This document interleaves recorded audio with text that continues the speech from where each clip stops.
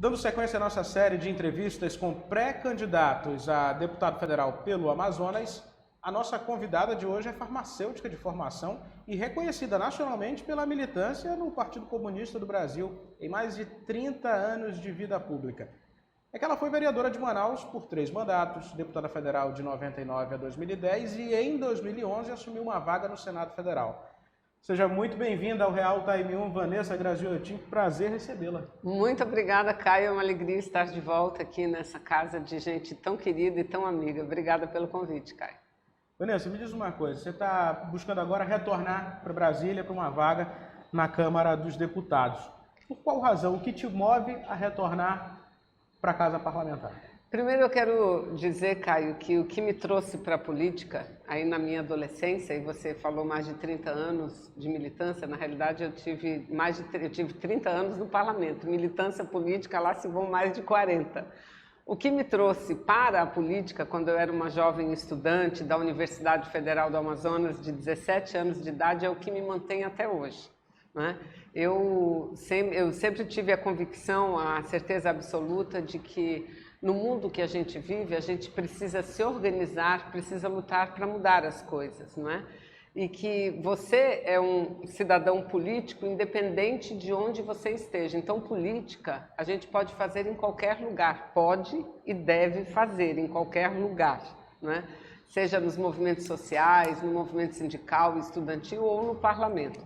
Vanessa, me diz uma coisa, caminhar pelo interior é essencial para uma campanha quando se predispõe o nome para colocar nessa eleição que vem pela frente. Cita para mim 3 municípios que você tem andado com mais frequência para formar uma base consolidada. Eu tenho procurado o máximo que posso, dentro das nossas limitações financeiras, não é? Visitado os municípios do interior, mas tenho ido a Parintins, Itacoatiara, Maués, Baixo Amazonas. Tenho ido o Alto Solimões também, não só Baixo Amazonas, Tabatinga, Benjamin Constant, Atalaia do Norte, ou seja, na medida de que nossas condições financeiras permitem, eu tenho andado também nos municípios. Certo.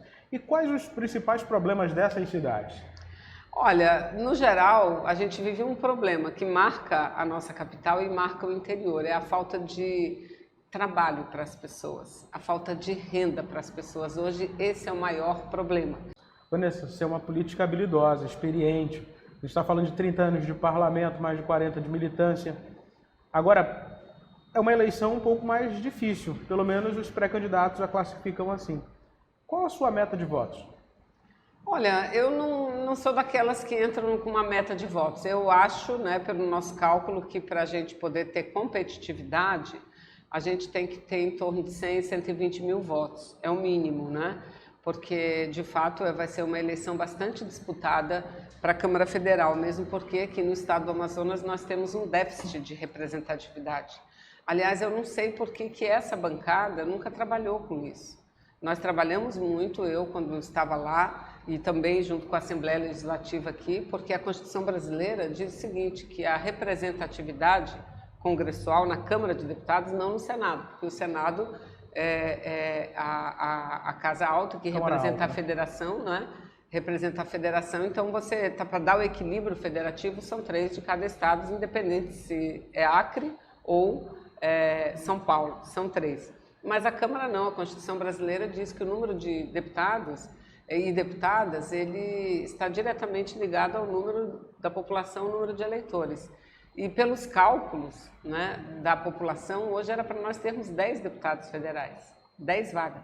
Aí você pergunta, mas isso faz diferença? Faz muita diferença. Ou seja, estado que tem uma população inferior à nossa, um eleitorado inferior, tem um número de parlamentares maior, né? E isso faz diferença, porque lá cada parlamentar pesa muito. E a gente que é de um estado que tem um projeto federal de desenvolvimento, nós que dependemos de um projeto federal que é a Zona Franca, então faz bastante diferença. Mas enfim, então são 8 vagas e vai ser uma disputa assim bastante acirrada. Agora, eu digo a você, eu estou assim um pouco assustada, porque eu nunca vi assim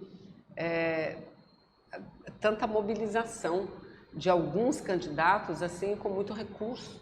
E muito recurso não porque o fulano está lá do lado dele, o Beltrano, é uma coisa assim impressionante. Eu acho que o Ministério Público Eleitoral tem que ficar muito atento ao que está acontecendo aqui no nosso estado do Amazonas. A federação, que entre PCdoB, PT, PV, deve fazer quantos deputados federais na sua avaliação? A gente acredita que 2 a gente consegue fazer, mas nós vamos ter que trabalhar muito. Você é um pouco mais audacioso na sua análise agora. O primeiro nome seria a Vanessa Graziotin. O segundo nome? Espero que sim, né? Espero que sim. Bom, a gente tem candidatos importantes. Nós temos o deputado federal Zé Ricardo, que já foi o mais votado no último pleito. Nós temos o Sassá, que é da Construção Civil. Nós temos um indígena vereador lá do Alto Rio Negro. Nós temos uma chapa bem montada. Nós temos a secretária de Mulheres do PT, a Anne Moura, que é candidata. Quanto investir nessa campanha para deputada federal? A senhora começou a falar ainda há pouco a respeito desses gastos muito exagerados de um deputado federal. Na sua campanha? Então, são gastos assim que não aparecem. Às vezes você olha uma liderança, poxa, esse líder está trabalhando para aquele candidato. Não, ele está sendo pago por aquele candidato, sabe? Então é bem complicado. Eu não sei ainda exatamente quanto que eu vou poder disponibilizar para a campanha, porque nós trabalhamos apenas com um fundo eleitoral. O meu partido é um partido pequeno, né? Um partido que tem uma bancada relativa. Somos fortes do ponto de vista da força política. Vanessa, chegando a Brasília novamente, você pretende levantar que bandeira? Primeiro que a Zona Franca é uma questão de sobrevivência. A gente nunca viveu um momento tão difícil como agora. Eu fico feliz de dizer que o projeto que eu sempre defendi foi o que não apenas garantiu os 70 anos de prorrogação e 60 anos de prorrogação até 2073 para a Zona Franca, mas garantiu o maior período de desenvolvimento, de pujança, o maior período de estabilidade jurídica para esse nosso modelo, né? Foi o período em que Lula e Dilma estiveram no poder. Então, claro que defender a Zona Franca sempre será uma das nossas prioridades. Como mulher também, né, e estando as mulheres subrepresentadas no parlamento e vivendo ainda de forma muito sofrida, né, porque não basta você falar que mulher sofre discriminação. É preciso você mostrar por que e o que causa essa discriminação. Causa violência doméstica, causa morte, tanto que a gente tem Lei Maria da Penha, causa a mulher trabalhar mais e ganhar menos, a mulher não poder fazer parte ativamente da vida política e social do seu território, do seu estado, do seu país, não é? Então, uma bandeira forte que eu tenho também é a bandeira em defesa dos direitos das mulheres, dos trabalhadores como um todo e das mulheres. E uma grande outra prioridade é incluir e levar o desenvolvimento para o nosso interior. E aí tem muita coisa para fazer no interior, mas uma das questões que eu vou me focar muito mesmo, porque eu já comecei a focar nisso quando eu estava no parlamento e vem dando muito certo, é trabalhar pela volta e pela ampliação e pela qualificação do Luz para Todos. Isso me leva a entender que as suas emendas também serão destinadas a todos esses projetos, as emendas individuais, eu me refiro. Sim, olha, é uma coisa também que me traz muita alegria e eu fico muito feliz e ver que inclusive na própria universidade há muita consciência disso. Quando eu cheguei no parlamento em Brasília, eu saí aqui da Câmara Municipal e fui para a Câmara Federal. Em 1999, era o governo do Fernando Henrique Cardoso. E naquele período, nenhum parlamentar fazia emendas para as instituições públicas federais, assim tipo IFAM, Universidade Federal do Amazonas, Embrapa, não faziam emendas para essas instituições. E eu comecei a fazer emenda. E aí mudou a cultura, mudou. Hoje eu posso dizer, não com certeza, porque eu preciso lá vasculhar, mas até onde eu vi, não tinha um parlamentar que não fizesse pelo menos uma emenda a esses órgãos, a essas instituições. Olha, diminuiu. Isso desde a década, pela primeira vez. Ou seja, é um caminho de volta. É contra esse caminho de volta, porque você ampliar as vagas na universidade é uma coisa muito importante, é estruturante. Você não sabe, porque uma mãe sabe, uma mulher, né, sabe que O que ela quer deixar para um filho é um diploma de nível superior, é um caminho aberto para que o país precisa disso. Tem um caminho, tem uma vida melhor do que ela teve, do que ele teve. Do seu ponto de vista, o que a gente pode trazer para o Amazonas ou explorar melhor no Amazonas que coloque alternativas econômicas para o Estado? Por exemplo, muito se fala de turismo, mineração, e aí a gente sabe a pauta que a esquerda tem com relação à mineração, ao garimpo e à exploração em terra indígena. Olha, eu particularmente, eu não sou contra você manejar as suas riquezas minerais. Eu não sou contra, nunca fui contra. Aliás, até defendo isso. Mas o que eu defendo é que isso seja feito dentro de critérios ambientais importantes. Acho que a gente tem que buscar um caminho para explorar a nossa riqueza mineral, inclusive a silvinita, sem que você leve um impacto negativo para as comunidades indígenas, nem para os municípios limítrofes da onde esteja acontecendo, e que aquela exploração reverta em benefício para a gente. Olha, eu fico muito triste em ver o que acontece com o Brasil hoje. Nós temos um Fundo Amazônia, que ele é gerido pelo BNDES, que deveria servir a isso, a levar energia para as comunidades. Ele está bloqueado. Ele está bloqueado porque pela irresponsabilidade ambiental do atual governo federal. Bloqueado. Você acredita que o atual governo, o governo de Jair Messias Bolsonaro, é o pior governo para o Amazonas nos últimos tempos? Ele odeia os amazonenses? Eu não acredito, não sou eu quem digo, aí são os atos, porque atos e fatos falam mais do que boatos, né? do que falas. Né? O Bolsonaro, você veja, na Zona Franca a gente sempre teve que ter muita vigilância em defesa da Zona Franca, mas sempre, nos governos anteriores, sempre que havia uma iniciativa de alguma mudança, principalmente na legislação tributária, que afetasse, que impactasse a Zona Franca, a gente tomava conhecimento, rapidamente, em torno do Palácio do Planalto, a gente reunia e discutia. E sempre a gente conseguiu preservar esse nosso modelo. Agora não, o que a gente vê? O Bolsonaro, ele mesmo, agindo contra nós. Eu digo que eu faço oposição a esse presidente da República, não porque ele apesar de eu não ter nenhum apreço por ele, porque ele não tem apreço pela vida humana. Eu convivi com ele 20 anos, e eu sei como ele é como ser humano. Uma pessoa que só usava o microfone do plenário para desrespeitar mulheres, para defender tortura, né, para defender ditadura militar, para ser contra a democracia. Então eu o conheço. Mas mesmo o conhecendo, a oposição que eu faço não é por a pessoa dele, né?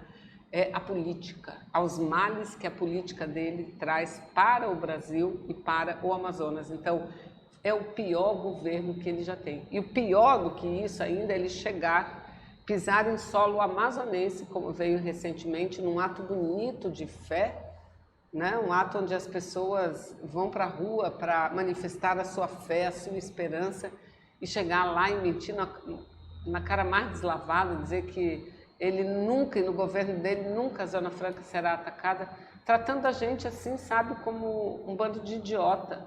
Né? Ele está prejudicando e nós só estamos sobrevivendo graças a essa decisão judicial. Certo. Vanessa, como é que você avalia a gestão do prefeito de Manaus, Davi Almeida, do Avante? Olha, o Davi Almeida, ele está com 1 ano e meio no poder, né? Ele foi eleito em 2020, passou o ano passado, grande parte com a pandemia, né? Com a pandemia teve uma série de problemas e agora que a vida volta mais ao normal. Eu acho que muito cedo ainda, eu pessoalmente, não é para fazer uma avaliação.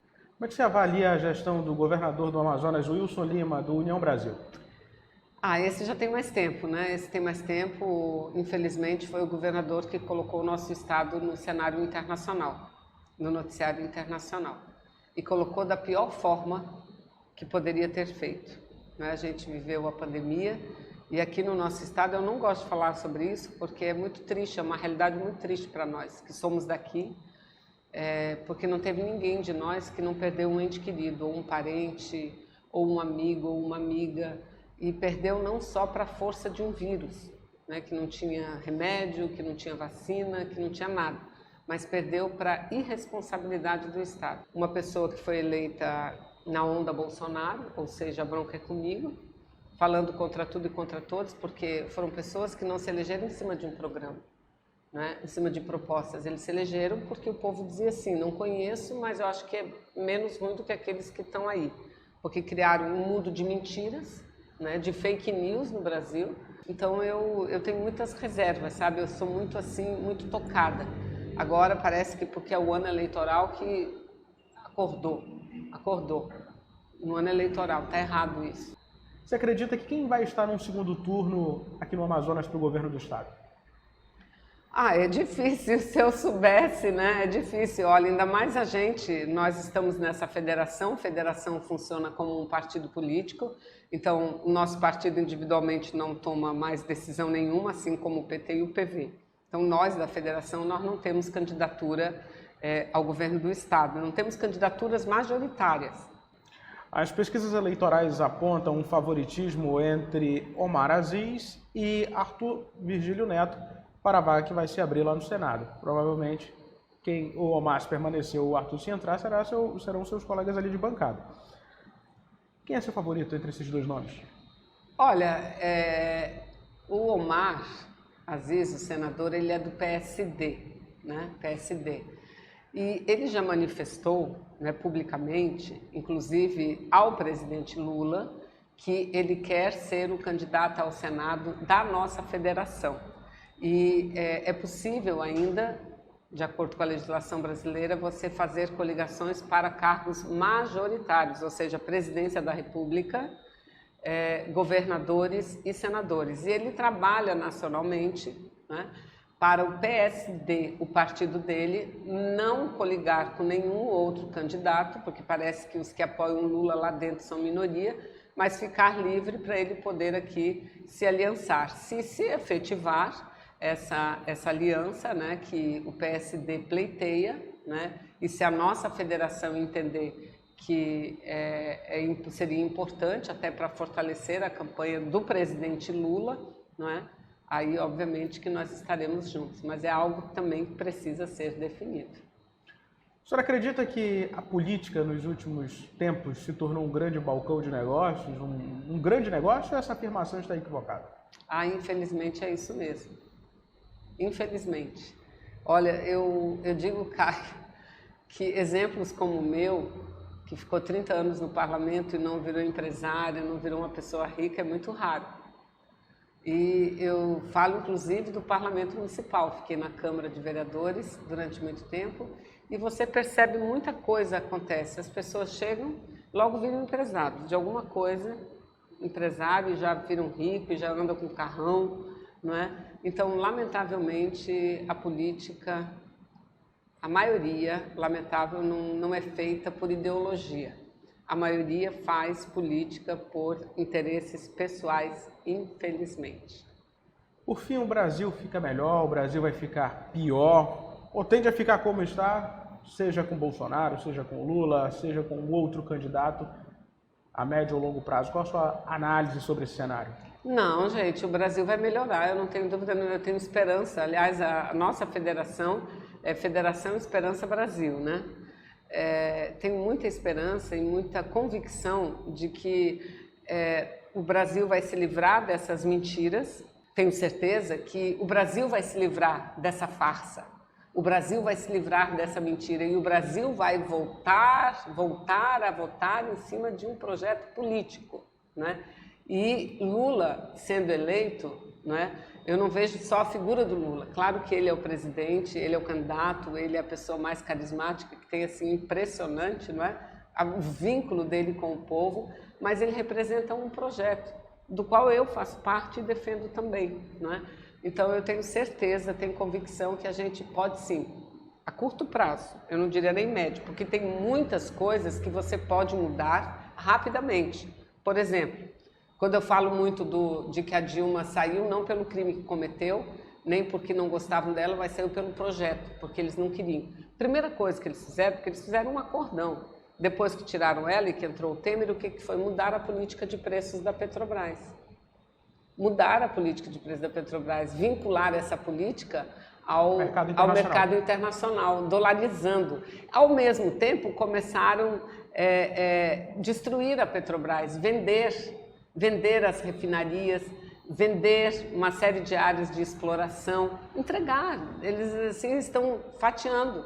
E eu quero é ver quem é que vai dizer que um presidente do Brasil não pode mudar imediatamente a política de preço da Petrobras. Porque o presidente vai chegar... É o maior acionista do governo. Não, é o maior. Primeiro, tem o poder para isso. Segundo, que vai dizer para o mundo inteiro, gente, isso está gerando fome no Brasil. Não é vocês que falam que temos que combater a fome? Que temos que defender o meio ambiente? Fome na Amazônia não dá. Então, tem o apoio internacional, inclusive. Então, muita coisa pode melhorar rapidamente. Perfeito. Vanessa, muito obrigado. Obrigado mesmo por ter vindo ao Real Time mais uma vez. Prazer recebê-la.